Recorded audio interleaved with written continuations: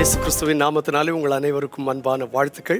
சுகமாய் இருப்பீர்களாக, தைரியமாய், மனமகிழ்ச்சியாய், ஆசீர்வாதமாய் இருப்பீர்களாக. உங்களுக்குள் இருக்கிறவர் இந்த உலகத்தில் இருக்கிறவனை காட்டிலும் பெரியவர். இதை நினைவு கூறுங்கள், இந்த நாளை கொண்டாடுங்கள். இந்த வெள்ளிக்கிழமை காலையிலே ஒரு வேத பகுதியை நான் உங்களுக்கு வாசிக்கிறேன். லூக்கா எழுதின சுவிசேஷம் 13ஆம் அதிகாரம் 11ஆம் வசனம் முதல், அதாவது 10ஆம் வசனத்திலிருந்தே வாசிக்கிறேன். ஒரு ஓய்வு நாளிலே அவர் ஜெப ஆலயத்திலே போதகம் பண்ணி கொண்டிருந்தார் இயேசுநாதர். அப்பொழுது 18 வருஷமாய் பலவீனப்படுத்தும் ஆவியை கொண்ட ஒரு ஸ்திரீ அங்கே இருந்தாள்.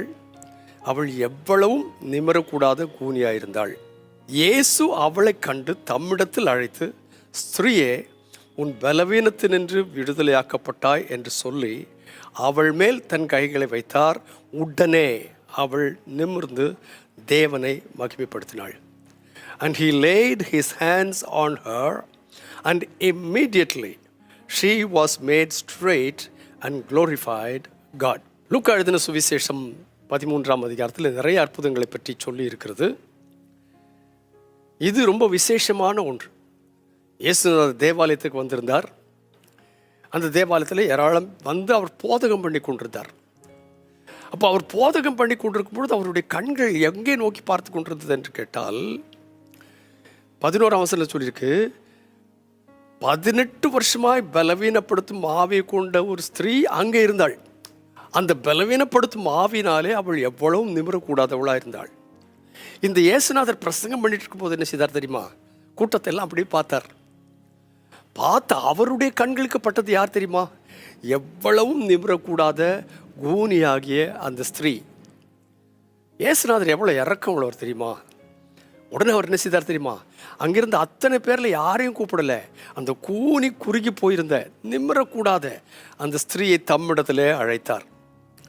அழைத்து, ஸ்திரீயே, உன் பலவீனத்தினின்று நீ விடுவிக்கப்பட்டாய் என்று சொல்லி அவள் மேல் தமது கைகளை வைத்தார். உடனே அவள் நிமிர்ந்து தேவனை மகிமைப்படுத்தினாள். இந்த கால வேளையில் உங்களோடும் எங்களோடும் வருகிற தேவனுடைய வார்த்தை என்னவென்று கேட்டால், எத்தனை வருஷமாய் கூனி குறுகி இருந்தீர்கள் என்பது விஷயம் அல்ல. ஆனால் உண்மை 18 வருஷமாய் கூனியாயிருந்தாள். எவ்வளவும் நிமிரக்கூடாதவள். அவளை பார்க்கிறவர்களெல்லாம் ஏமா எப்படி இருக்கமான்னு கேட்க மாட்டார்கள் என்று கேட்டால் அவளுக்கு என்ன செய்ய முடியும்? உதவி செய்ய முடியாது. ஆனால் இயேசுநாதர் அவளை பார்த்து தம்மிடத்தில் வர சொன்னார். அப்போ அவள் வந்தா. நான் நினைக்கிறேன் வரும்பொழுது என்ன நடந்திருக்குன்னு கேட்டால் எல்லாம் திரும்பி பார்த்துருப்பாங்க அவளையே. ஏன்னு கேட்டால் அவன் நிமிர்ந்து நடக்கலை, கூனி குறுகி போய் நடந்தாள். அவளை என்ன நினச்சிருப்பா தெரியுமா? ஐயோ, இந்த கூட்டத்தில் இந்த ஆண்டவர் நம்மளை கூப்பிட்டுட்டாரே, போகாமல் இருக்க முடியாதே, பக்கத்தில் வந்துட்டா. ஆனால் வந்த உடனே உன் பலவீனத்தின் விடுதலையாக்கப்பட்டான்னு சொல்லி கைகளை வைத்தார். உடனே, அதான் ரொம்ப முக்கியமான வார்த்தை, உடனே அவள் நிமிர்ந்து தேவனை மகிமைப்படுத்தினாள். யோசித்து பாருங்க, எத்தனை பேருக்கு முன்னால அவள் கூனி குறுகி வந்தாளோ அத்தனை பேருடைய கண்களுக்கு முன்பதாக அவள் நிமிர்ந்து நின்றாள். இந்த கால வேளையில் நீங்கள் எப்படி இருக்கிறீர்கள் என்று இருக்க தெரியாது. ஒருவேளை கூனி குறுகி நிற்கிறதான ஒரு அனுபவத்தில் இருப்பீர்கள். ஆனால் இந்த ஆண்டவர் உங்களை பார்த்து வா இங்கே வா என்று அழைக்கிறார். யார் பார்க்குறாங்கன்னு கவலைப்படாத, ஓடி அவரிடத்தில் வந்தால் அவர் உன்னை பார்த்து சொல்லுவார்.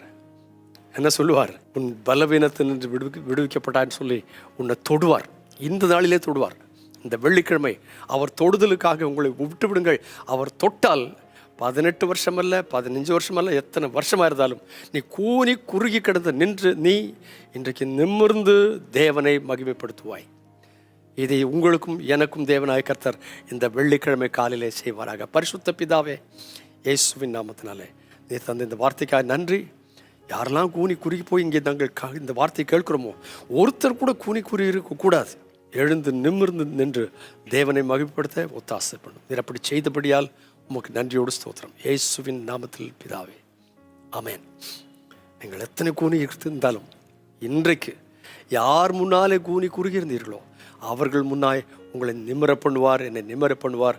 God bless you abundantly again and again and again. Amen.